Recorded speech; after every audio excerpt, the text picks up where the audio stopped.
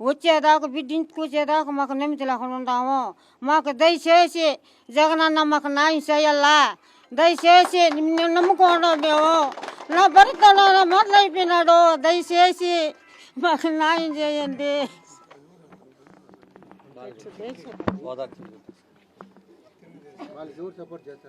కాదమ్మా, ఎవరో నీకు అన్యాయం చేస్తుండే ఎవరు రెడ్డి అంట కదమ్మా, ఎవరు